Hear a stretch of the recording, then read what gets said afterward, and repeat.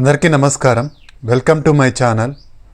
మన ఏపీ వ్యాప్తంగా వరదలతో సతమతమయ్యారండి ప్రజలందరూ. ఆ ప్రజలందరికీ నష్టపరిహారం చెల్లించాలని రాష్ట్ర ప్రభుత్వం అయితే నిర్ణయం తీసుకుంది. దీనికి సంబంధించిన పూర్తి వీడియోని మనం ఇప్పుడైతే చూసేద్దామండి. మీరు ఇంతవరకు నా ఛానల్ని సబ్స్క్రైబ్ చేసుకున్నట్టయితే దయచేసి సబ్స్క్రైబ్ బటన్ పైన క్లిక్ చేసి గంట సింబల్ పైన ప్రెస్ చేసి ఆల్ పైన క్లిక్ చేయండి. దీనివల్ల నేను చేసే ప్రతి వీడియో యొక్క నోటిఫికేషన్ మీకు అందుతుంది. ఏపీ ప్రభుత్వ పథకాలకు సంబంధించిన ఏ సమాచారాన్ని మీరు మిస్ అవ్వకుండా ఉంటారు. లైక్ చేయండి, షేర్ చేయండి, వీడియోని ఎక్కడ స్కిప్ చేయకండి, చివరి వరకు చూడండి. దీనివల్ల ఇంపార్టెంట్ పాయింట్స్ మిస్ అవ్వకుండా ఉంటారు. ఇక ఆలస్యం చేయకుండా వీడియోలోకి అయితే వెళ్ళిపోదాం. మన రాష్ట్ర వ్యాప్తంగా వరదలతో ప్రజలందరూ సతమతమయ్యారండి. ముఖ్యంగా విజయవాడ ప్రాంతంలో పరిస్థితి చాలా దారుణంగా ఉంది. ఈ వరద వల్ల 2 లక్షల కుటుంబాలకు ప్రభావితం జరిగిందనమాట. 7 లక్షల మంది ప్రజలైతే ప్రభావితం అయ్యారు. ఈ వరద వల్ల తీవ్రంగా నష్టపోవడం జరిగిందనమాట. అక్కడ పరిస్థితులు ఇప్పుడిప్పుడే సద్దుమణుగుతున్నాయి. మన రాష్ట్ర ప్రభుత్వం ఏర్పడిన గండ్లనైతే పూడ్చివేస్తోంది. వందల సంఖ్యలో మోటార్ సైకిళ్ళు మెకానిక్ షాపులను చేరుకుంటున్నాయి.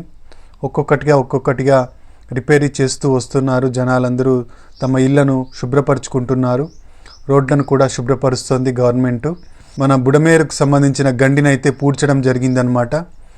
రాష్ట్ర వ్యాప్తంగా ఉన్న రెవెన్యూ అధికారులను, ఉద్యోగస్తులను సర్వే కోసం పిలిపించిందండి మన ప్రభుత్వము. మొత్తం వీళ్ళందరూ ఇంటింటికి తిరిగి నష్టం ఎంత వాటిల్లింది దానికి సంబంధించిన పూర్తి వివరాలను అయితే సేకరించడం జరుగుతోందన్నమాట.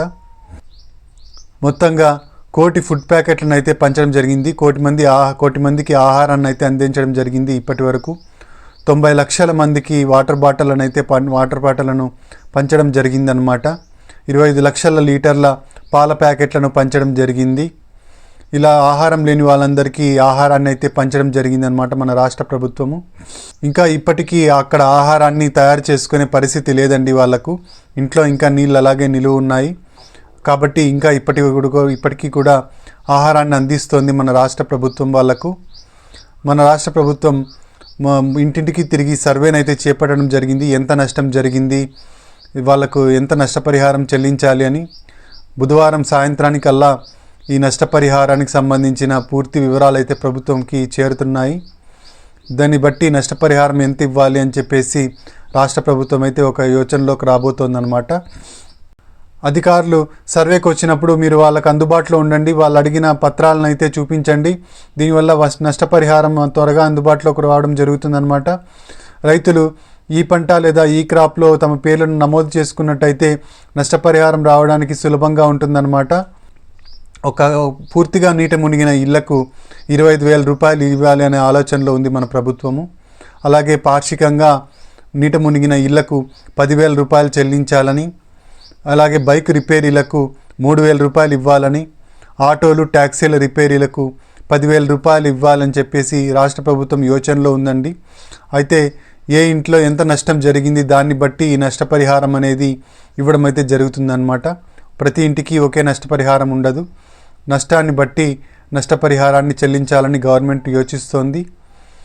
ఇక మన రాష్ట్ర ప్రభుత్వం ఇంతకుముందే 25 కిలోల రేషన్ బియ్యాన్ని, 1 కిలో పామాయిల్ని, కందిపప్పును, చక్కెరను, తర్వాత 2 కిలోల ఉల్లిపాయలను, 2 కిలోల బంగాళదుంపలను, నూడిల్స్ ప్యాకెట్లను, బిస్కెట్ ప్యాకెట్లను, ఇలా అన్నింటినీ మనకు రాష్ట్ర ప్రభుత్వం అయితే వరద బాధితుల కోసం పంచడం జరిగిందనమాట. ప్రతి కుటుంబానికి ఇవైతే చేరడం జరిగిందనమాట.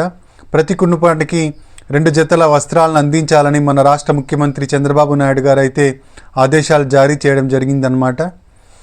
ఇక చెడిపోయిన వస్తువుల రిపేరీకి సంబంధించి ఆయా కంపెనీల ప్రతినిధులతో మాట్లాడడం జరిగింది. ఆయా ప్రతినిధులు ప్రతి ఇంటికి తిరిగి చెడిపోయిన వస్తువులని రిపేరీ చేయడం జరుగుతోందన్నమాట. ఇక అంతేకాకుండా బీమా కంపెనీకి సంబంధించిన ప్రతినిధులతో కూడా మాట్లాడడం జరిగింది.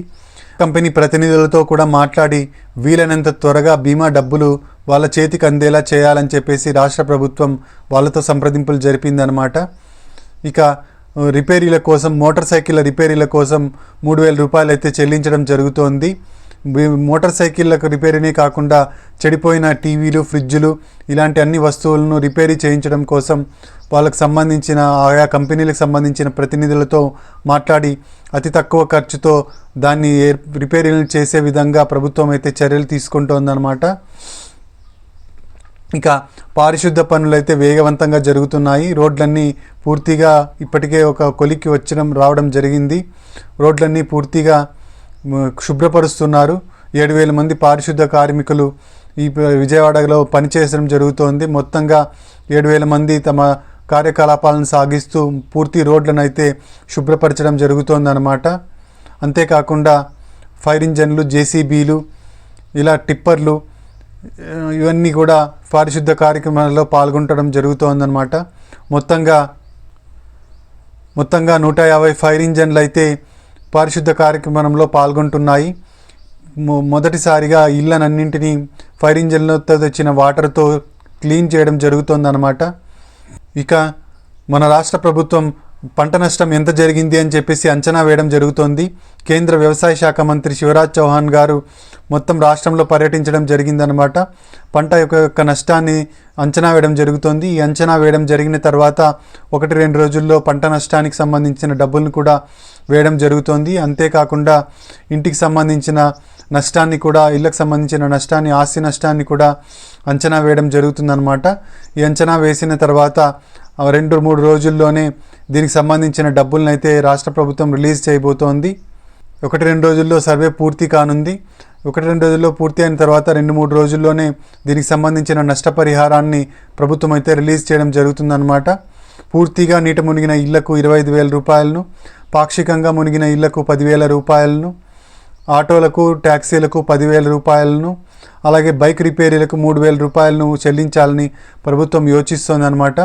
దీన్ని బట్టి ప్రభుత్వం ఒక నిర్ణయానికి రానుందన్నమాట. డ్రోన్లతో పారిశుద్ధ కార్మికులు ఎలా పనిచేస్తున్నారో, పారిశుద్ధ కార్యక్రమం ఎలా జరుగుతోంది అని పర్యవేక్షణ చేయడం జరిగిందనమాట. ఈ డ్రోన్లతో 7,000 మంది కార్మికులు రోడ్లను క్లీన్ చేస్తున్న విషయాన్ని డ్రోన్ల ద్వారా పరిశీలించడం జరిగిందనమాట. మొత్తం పరిశీలించి ఇప్పటికే రోడ్లను పూర్తిగా క్లీన్ చేయడం జరిగింది. ఇవండి లేటెస్ట్ అప్డేట్స్. మీరు ఇంతవరకు నా ఛానల్ని సబ్స్క్రైబ్ చేసుకున్నట్టయితే దయచేసి సబ్స్క్రైబ్ బటన్ పైన క్లిక్ చేసి గంట సింబల్ పైన ప్రెస్ చేసి ఆల్ పైన క్లిక్ చేయండి. దీనివల్ల నేను చేసే ప్రతి వీడియో యొక్క నోటిఫికేషన్ మీకు అందుతుంది. ఏపీ ప్రభుత్వ పథకాలకు సంబంధించిన ఏ సమాచారాన్ని మీరు మిస్ అవ్వకుండా ఉంటారు. లైక్ చేయండి, షేర్ చేయండి. Thank you very much.